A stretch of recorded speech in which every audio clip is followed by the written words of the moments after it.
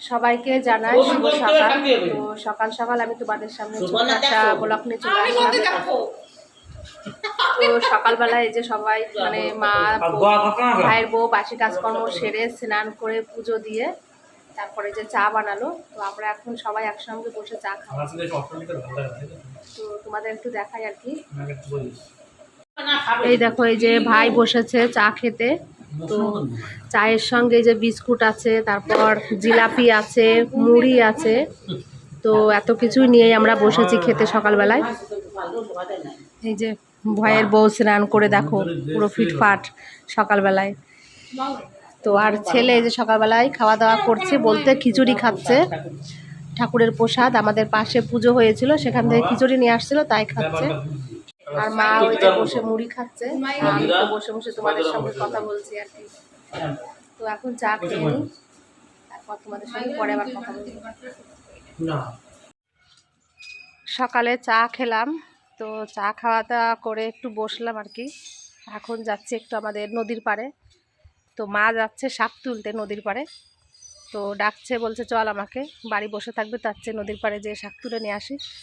তাই এখন মায়ের সঙ্গে যাচ্ছি আর কি।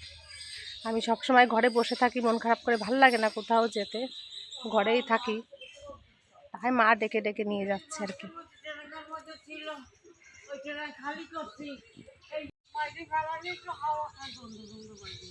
ওই যে মা যাচ্ছে আগে আগে।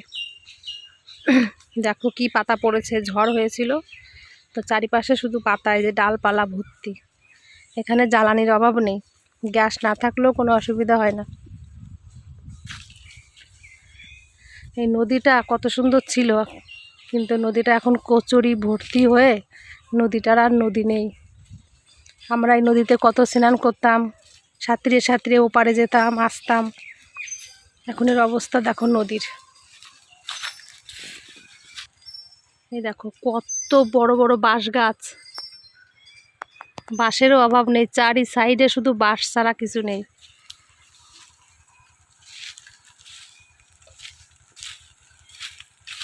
বাঁশের বাগান হয়ে গেছে এখানে। আমার মা কোথায় চলে গেল।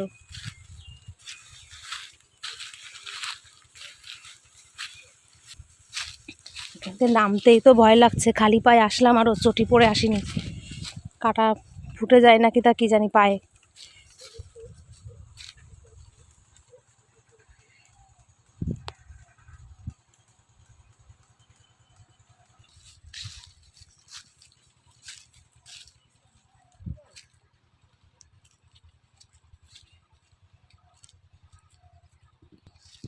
দেখো এখানে যে শাক কি সুন্দর হয়েছে। তো এই যে হেলেঞ্চা শাক আছে এখানে, এই যে তো মালঞ্চ শাক আছে। এই যে তোমাদের দাদাভাই এই মালঞ্চ শাক খেতে খুব পছন্দ করে, এই মালঞ্চ শাক, তারপরে হেলেঞ্চা শাক, ও শাক খুব ভালোবাসতো। তো এই যে শাক তুলতে এসেছি, আবার মনে পড়ছে, যখন যা কিছু করি না কেন সব কিছুতেই ওর কথা মনে পড়ে। তো এই মালঞ্চ শাকগুলো তুলি।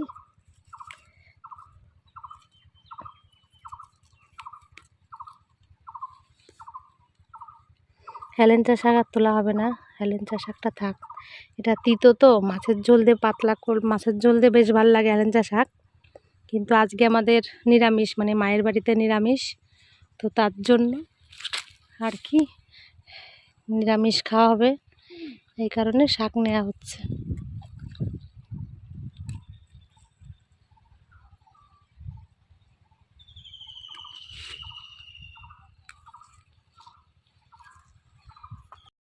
এই দেখো কতগুলো শাক তুলে নিয়ে আসলাম একটুখানিকের মধ্যে, মা আর আমি দুজন মিলে।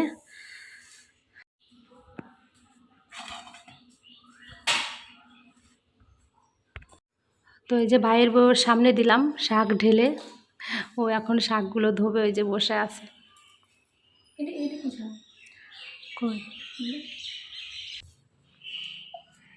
কি শাকগুলো? শাকগুলো খুব টাটকা আর কচি, একদম কচি শাক। তো সাথে এগুলো কি শাক তুলে নিয়ে আসলাম, মালঞ্চ শাক। ঠিক বল, গ্রামের মেয়ে হয়ে যদি জানতে না পারি, তাই না? গ্রামের মেয়ে শাক না ঠিক আছে। এখন ধুয়ে দিয়ে মা রান্না করবে।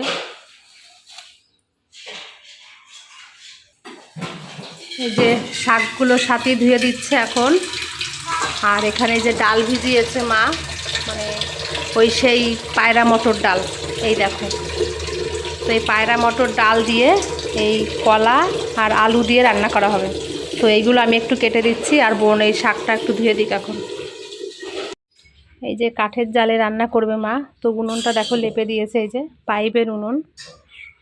তো এই উনুনে রান্না করতে তো বেশ মজাই লাগে। তো মাই রান্না করবে আজকে, জ্বালানি নেই, পাতাগুলো সব ফুরিয়ে গেছে, পাতাগুলো আনতে হবে।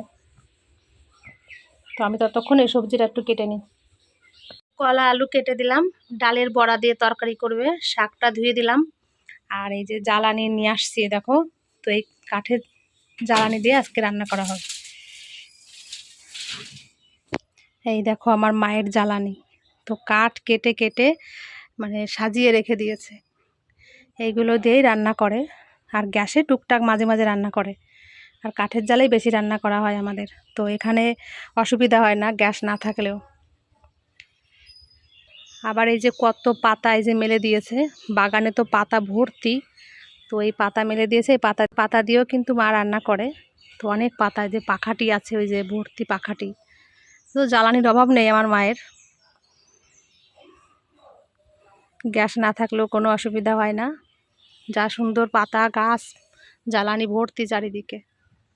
গ্রামে এদিক দিয়ে এইগুলোই সুবিধা আছে অনেক। আর কলকাতা তো শহরে তো গ্যাস ছাড়া, বেশিরভাগ গ্যাস ছাড়া রান্না করাই যায় না। গ্রামের দিকে এইগুলোই অনেক সুবিধা, জ্বালানির কোনো কষ্ট নেই, খাওয়া দাওয়ায় কোনো কষ্ট হয় না। আমি টুকটাক একটু গুছিয়ে দিয়ে তারপর ঘরে যেয়ে আবার শুয়ে পড়েছি, ভালো লাগছিল না শরীরটা। তো শুয়ে থেকে একটু যাই হোক উঠলাম, উঠে স্নান করলাম, স্নান করে তারপরে যে রান্নাঘরে আসলাম। তো মা এখানে রান্নাবান্না, মায়ের রান্নাবান্না সব হয়ে গেছে। আর আমি খাইও নি দুপুরবেলায়, আজকে খেতেও ইচ্ছা করছে না, স্নান করে ওই পর্যন্তই আছি আর কি। কিচ্ছু খেতে ইচ্ছা করছে না, খিদে বলতে কিছু নেই এরকম মনে হচ্ছে। তো তোমাদের একটু দেখাই মা কি রান্নাবান্না করলো। এই যে এখানে শাক ভাজা করেছে, এখানে ডালের বড়া করেছে, আর এখানে যে কলা দিয়ে মানে বড়া দিয়ে রান্না করেছে। তো ছেলে স্কুলে গেছিলো, স্কুল থেকে যে বাড়ি এসেছে। তো ছেলেকে যখন ভাত দেবো, মা ভাইয়ের, তারপর ভাইয়ের বউদের খাওয়া হয়ে গেছে অনেকক্ষণ আগেই। আমাকে খেতে বলছিল, আমি আর খাইনি ইচ্ছা করে। শরীরটা বড্ড খারাপ লাগছিল, বলতে ভালো লাগছিল না কিচ্ছু। তোমাদের আর কি বলবো, সবটা মনটা ভালো লাগছিল না। তোমাদের দাদাভাইয়ের কথা খুব মনে পড়ে, তো ওর জন্য খুব কষ্ট হয়। যখন মনে পড়ে না তখন আর কিছু খেতে ইচ্ছা করে না, এই হয়। তো যাই এখন ছেলেকে একটু ভাত দিই খেতে।